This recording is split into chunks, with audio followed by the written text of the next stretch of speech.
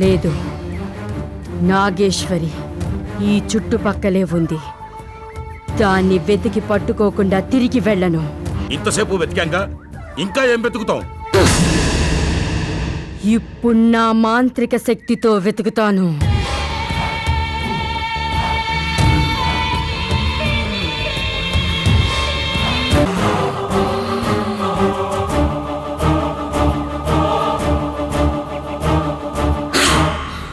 వేదా, త్వరగా పద, ఇటువైపు పోలీసులు వస్తున్నారు.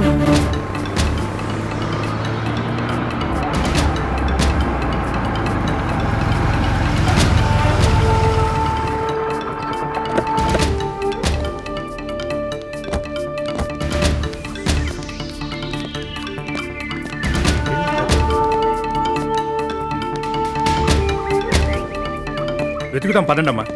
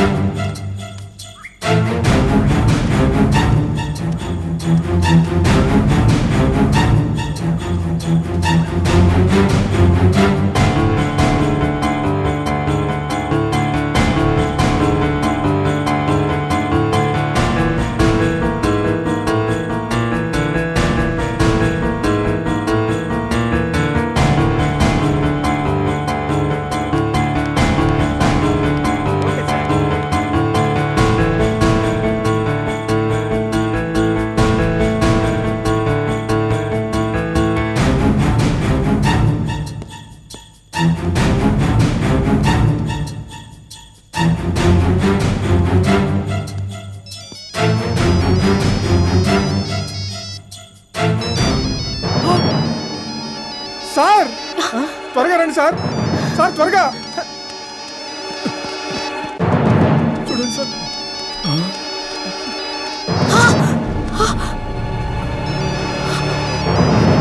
పదవయ్య దించుతా.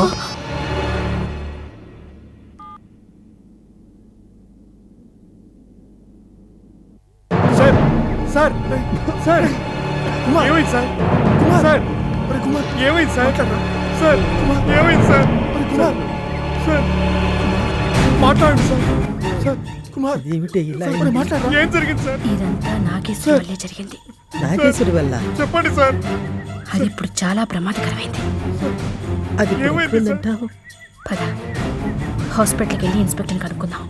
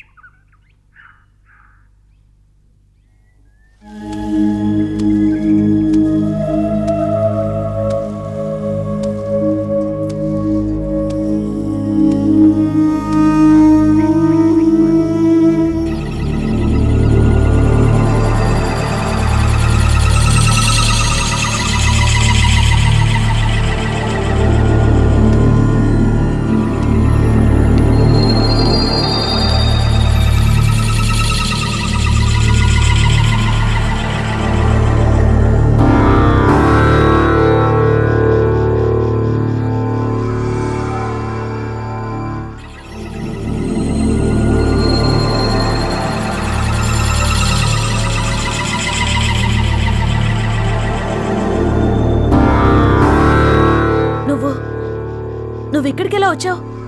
నువ్వు ఇక్కడికి ఎలా వచ్చావు? నేను అలాగే వచ్చాను. నేను వెళ్ళే ప్రతి చోటుకి నువ్వెలా వస్తున్నావు? అసలు నువ్వెవరు? ఏంటిదంతా? నాకు చిన్న చిన్న మాయాజాల విద్యలు తెలుసులే, అందుకే నువ్వెక్కడికి వెళ్ళినా నేను ఎక్కడికి రాగలను. ఎందుకు నా వెంటే వస్తున్నావు? నీకు కొన్ని విషయాలు తెలియచేయాలంటే నీ వెంటే రావాలి కదా. నువ్వు నాకేం చెప్పాలని అనుకుంటున్నావు? అతను అతను నీకు నచ్చాడా?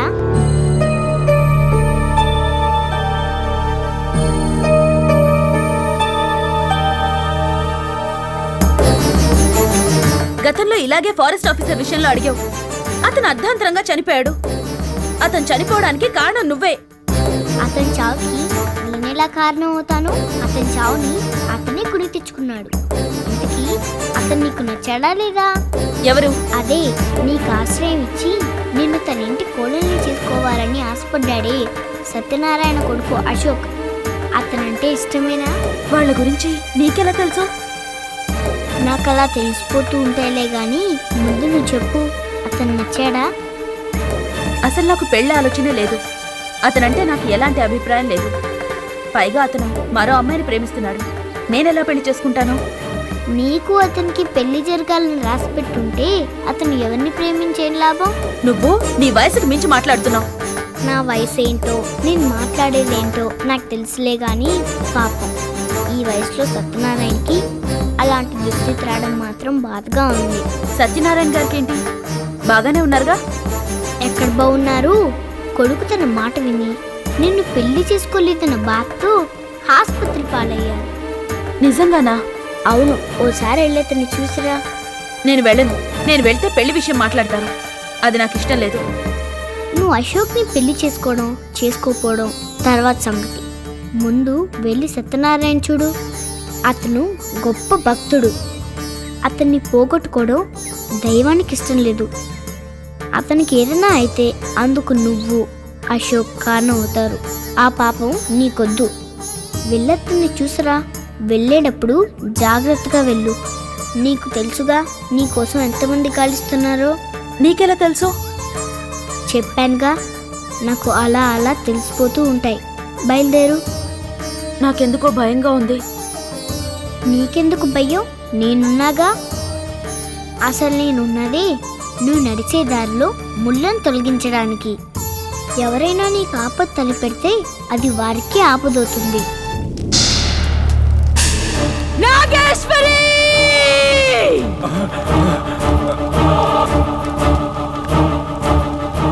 ఏమైంది వైదేహి? నాగేశ్వరి ఆచూకీ తెలుసుకోవటం కోసం పూజ చేస్తుంటే నా శక్తి నా మీదే తిరగబడింది. నీ శక్తి నీ మీదే తిరగబడిందా? అవును, నాగేశ్వరి కండగా దైవశక్తి ఉంది.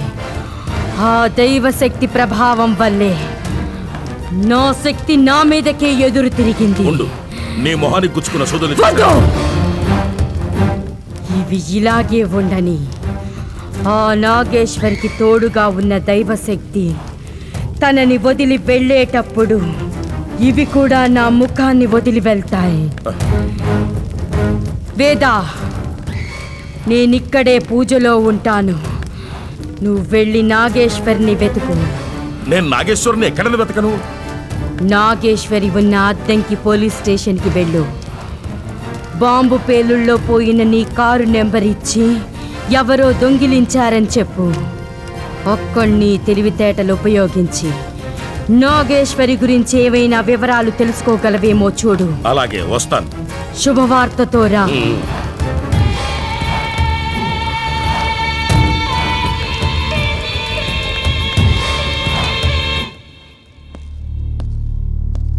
నమస్తే సార్. నమస్కారం అండి. చెప్పండి సార్. కంప్లైంట్ ఇవ్వాలి. ఏ విషయంగా? నా కారు పోయింది. కూర్చోండి. థ్యాంక్స్.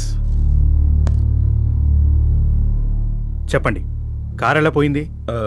ఇన్స్పెక్టర్ గారు లీవ్లో ఉన్నారా? కాదు, నేనే సస్పెండ్ చేసి పంపించాను. వాట్? లేకపోతే ఏంటయ్యా, ఏదో డీసెంట్గా కనిపిస్తున్నావు అని మర్యాద ఇచ్చి మాట్లాడుతుంటే అడ్డమైన ప్రశ్నలు వేస్తున్నావు.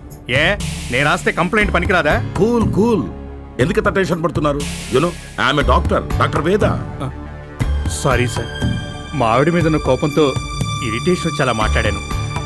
మా ఇన్స్పెక్టర్ గారిని ఏదో దయ్యం చెట్టు మీదకి విసిరేసింది. ట్రీట్మెంట్ కోసం హాస్పిటల్కి తీసుకెళ్లారు.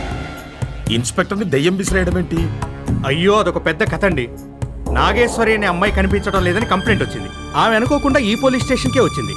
తన్ను పోలీస్ జీప్లో తీసుకెళ్తున్న ఇన్స్పెక్టర్కి ఏమైందో తెలియదు కానీ మేం వెళ్లి చూసేసరికి జీపు డ్రైవరు ఇన్స్పెక్టరు చెట్టు కొమ్మకు వేలాడుతున్నారు. ఆ అమ్మాయి ఏమైంది? ఆ అమ్మాయి కనిపించడం లేదు. అదే ఇప్పుడు పెద్ద సస్పెన్స్. అలాగా ఆ, ఇప్పుడు ఇన్స్పెక్టర్ గారు ఏ హాస్పిటల్లో ఉన్నారు? కేఆర్ హాస్పిటల్. సరే చెప్పండి, కంప్లైంట్ రాసుకుంటాను. ఇటువంటి నేను రాసిస్తాను.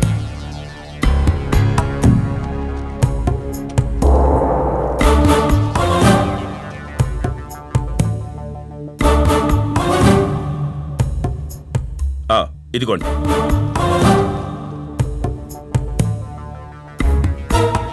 తీసుకోండి, పర్వాలేదు తీసుకోండి. Thank you sir. ఏ హాస్పిటల్ అన్నారు? KR hospital.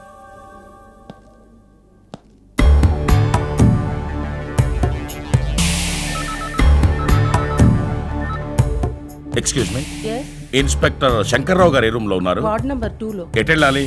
స్ట్రైట్ గా వెళ్ళండి. థ్యాంక్స్.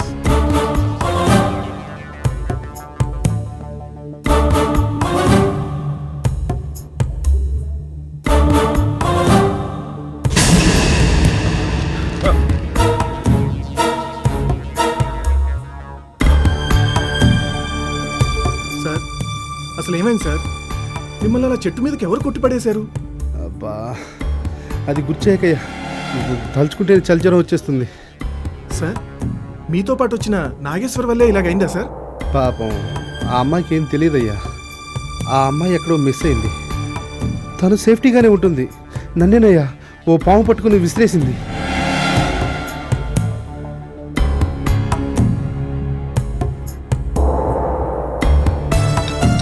సార్ పాము ఎంత పొడుగుంటుంది సార్? మహా అయితే 4 అడుగులు ఉంటుంది. అంతకంటే పెద్ద పాములు అంటే కొండ చిలువలు లాంటివి అక్కడ ఉండే అవకాశమే లేదు. కొండ చిలువ మింగేస్తుంది కానీ ఇలా విసిరేదిగా. మీరేదో చూసి భయపడి ఉంటారు సార్. లేదయ్యా, నాకు బాగా తెలుసు అది పామే.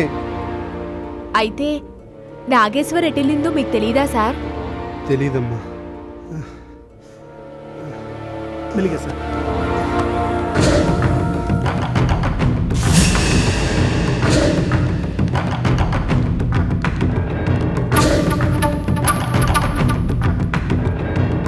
అమ్మా, కాస్త మంచినీళ్ళు కావాలి.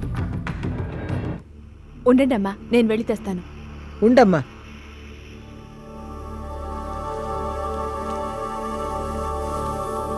క్యాంటీన్కి వెళ్ళి నీళ్ళ బాటలు తీసుకురా.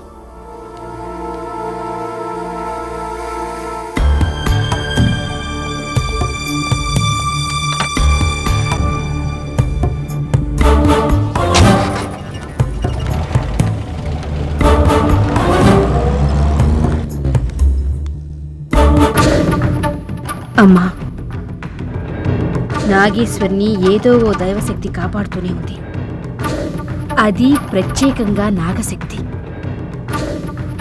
ఇందులో మరో భయంకరమైన నిజం ఏమిటంటే, నాగేశ్వరికి ఎవరైనా హాని తలపెడితే వారు ఏదో ఓ రకంగా శిక్షింపబడుతూనే ఉన్నారు. అలా అయితే దానికి చిన్నతనం నుంచి విషమిచ్చి పెంచి ఇప్పుడు సంపాదన చూస్తున్నానే, మరి మనగతేం కాదు?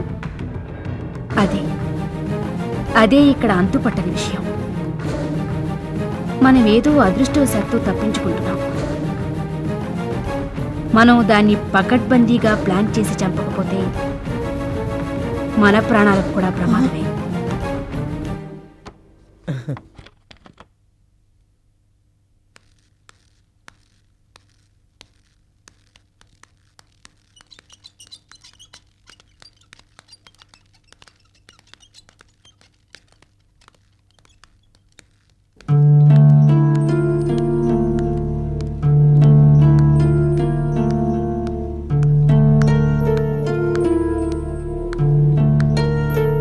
సత్యనారాయణ గారు, వార్డ్ నంబర్ 2లో. ఎటు వెళ్ళాలి? స్ట్రైట్ గా వెళ్ళండి. Thank you.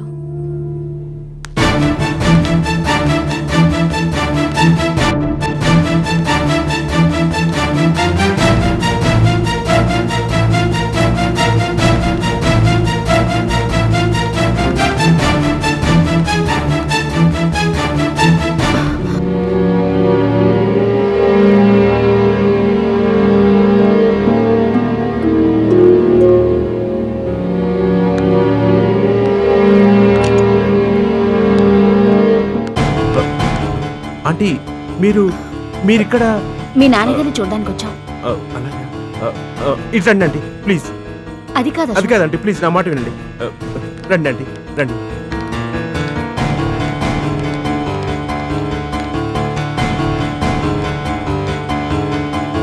ఇప్పుడు ఎందుకు వచ్చారండి? పరిస్థితులు బాగోలేవు. మీకు తెలుసుగా మా నాన్న ఎంత మొండి పట్టుదలతో ఉన్నారు. మిమ్మల్ని మా నాన్న అవమానపరిచినందుకు నేను క్షమాపణ కోరుకుంటున్నాను. అబ్బాయిని కన్నారు కనుక మీ నాన్నగారు ఎన్నైనా అంటారు, కానీ అమ్మాయిని కన్నవాళ్ళం మాకు తప్పదుగా. అలా అనకండి ఆంటీ. మా అమ్మ నాన్న అభిప్రాయం ఎలా ఉన్నా నాకు మాత్రం మైత్రి అంటే ప్రాణం.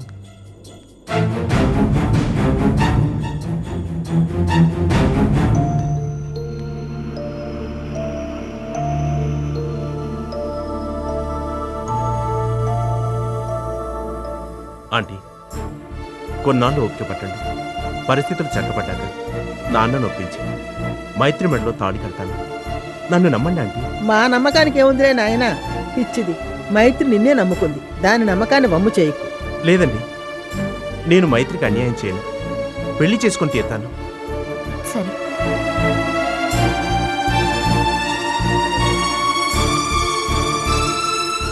ఇక మేము బయలుదేరుతాం. అలాగే ఆంటీ.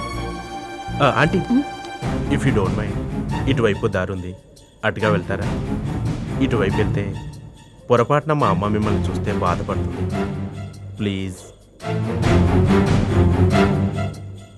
అలాగే పదమ్మా.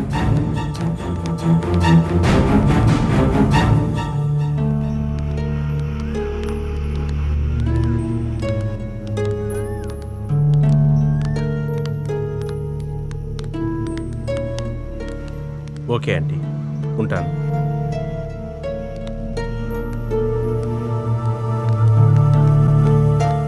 అమ్మా, మీరెందుకు అతనితో అబద్ధం చెప్పారు? నాగేశ్వరి కోసం వచ్చి అతను నాన్నని చూడ్డానికి వచ్చావని ఎందుకు చెప్పారమ్మా? అది అతను మా రెండో అమ్మాయి కాబోయే భర్త. ఇప్పుడు మా పెద్దమ్మాయి కనిపించడం లేదనే విషయం ఆ నోట ఈ నోట నాని అందరికీ తెలిస్తే నాగేశ్వరి పెళ్లికి మైత్రి పెళ్లికి ఎక్కడ అవాంతరాలు వస్తాయోనని భయపడి చెప్పలేదు. నువ్వు కూడా నాగేశ్వరి సంగతి ఎవరికీ చెప్పకమ్మా. సుమతి, నువ్వు ఏడున్నావా? మరి మహాలక్ష్మేది? మహాలక్ష్మ ఎవరు? అదే మా ఆయన పోయిన రోజు నన్ను ఓదారు చెల్లిందే, ఆ బంగారు తల్లి. ఆ బిడ్డ చేతిలో ఏ మహత్యం ఉందో గాని ఓదార్పుగా నా చేతులు పట్టెళ్ళింది. అంతే, నా అరచేతిలో స్వచ్ఛమైన బంగారం అపరంజినగా ప్రత్యక్షమైంది. ఆ బిడ్డ కాడ ఏదో శక్తి ఉందమ్మా.